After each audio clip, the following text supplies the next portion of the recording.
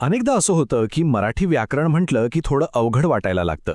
पण खरं सांगायचं तर ते तितकंही किचकट नाहीये. फक्त काही गोष्टी, काही किल्ल्या समजून घेतल्या की झालं.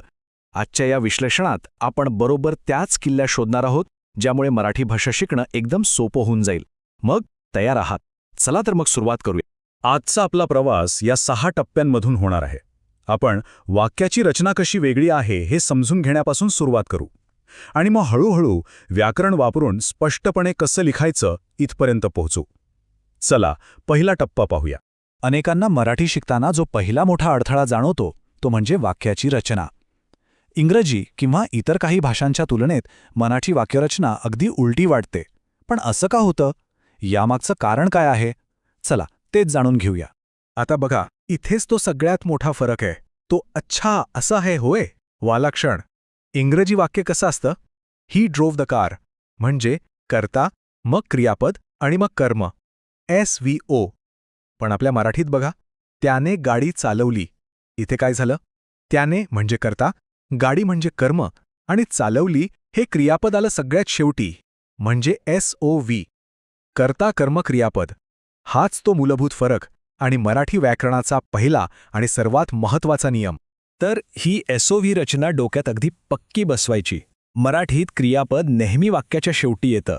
हे फक्त मराठीचे नाही, तर इतरही अनेक भारतीय भाषांचं हेच वैशिष्ट्य आहे. त्यामुळे हा नियम लक्षात ठेवला की अर्धी लढाई जिंकलीच म्हणून समजा. बरं, आता शब्दांचा क्रम तर समजला.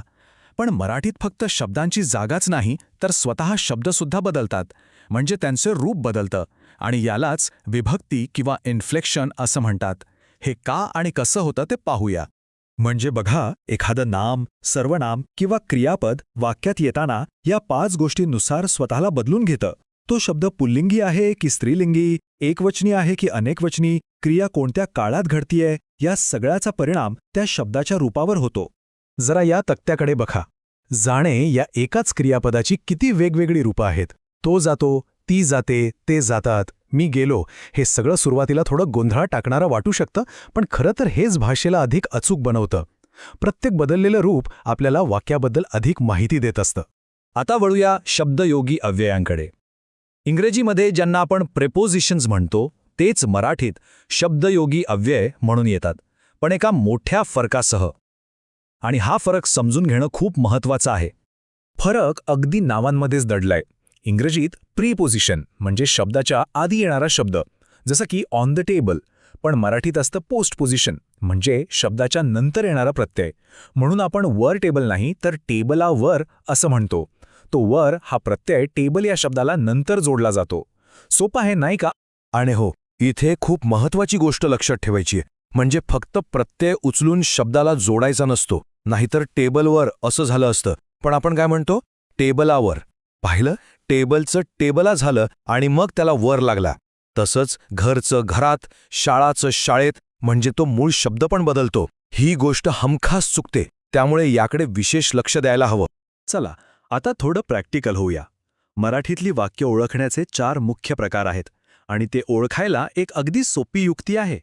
हे अगदी सोपं आहे, एका चेकलिस्टसारखं. वाक्य पाहिल्यावर आधी बघा शेवटी प्रश्नचिन्ह आहे का?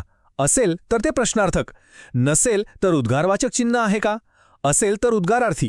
तेही नसेल तर वाक्यातून काही आज्ञा किंवा विनंती केली आहे का ते तपासा. तसं असेल तर आज्ञार्थी, आणि या तिन्हीपैकी काहीच नसेल तर ते झालं साधं सरळ विधानार्थी वाक्य. बघा, व्याकरण ओळखणं किती सोपं झालं. कोणतीही नवीन गोष्ट शिकताना चुका होतातच, पण जर आपल्याला आधीच कळलं की सामान्य चुका कोणत्या आहेत तर आपण त्या टाळू शकतो. चला अशाच काही चुकांवर एक नजर टाकूया. या चुका टाळण्यासाठी आपण आत्तापर्यंत जे काही शिकलो तेच वापरायचं आहे. म्हणजे इंग्रजीप्रमाणे SVO रचना वापरायची नाही, SOV लक्षात ठेवायची. शब्दयोगी अव्यय शब्दाला नंतर जोडायचं आणि लिंग वचनानुसार शब्दांची रूपं बदलायला अजिबात विसरायचं नाही. हेच तर मराठी व्याकरणाचा सार आहे. व्याकरण कितीही चांगलं असलं तरी योग्य विरामचिन्हांचा वापर केला नाही तर लिहिलेल्या वाक्याचा अर्थच बदलू शकतो. त्यामुळे याकडे लक्ष देणंही तितकंच महत्त्वाचं आहे. हा तक्ता बघा. विरामचिन्हे तीच आहेत जी आपण इंग्रजीत वापरतो, पण त्यांची मराठी नावं माहीत असणं महत्त्वाचं आहे. पूर्णविराम, स्वल्पविराम, प्रश्नचिन्ह. हा तक्ता नंतर कधीही संदर्भासाठी उपयोगी पडू शकतो. तर आज आपण मराठी व्याकरणाचे 3 मुख्य आधारस्तंभ पाहिले. 1. कर्ता कर्म क्रियापद ही एसओव्ही रचना. दुसरं लिंग वचन आणि काळानुसार शब्दांची बदलणारी रूपं. आणि तिसरं शब्दांनंतर येणारे शब्दयोगी अव्यय. याच त्या 3 किल्ल्या आहेत ज्या वापरून मराठी व्याकरणाचं कोणतंही कुलूप सहज उघडता येईल. आणि आता हा महत्वाचा प्रश्न, कारण भाषा शिकणं म्हणजे फक्त नियम पाठ करणं नाही. या ज्ञानाचा, या किल्ल्यांचा वापर करून आपण काय नवीन निर्माण करू शकतो, काय लिहू शकतो, काय बोलू शकतो याचा विचार नक्की करायला हवा.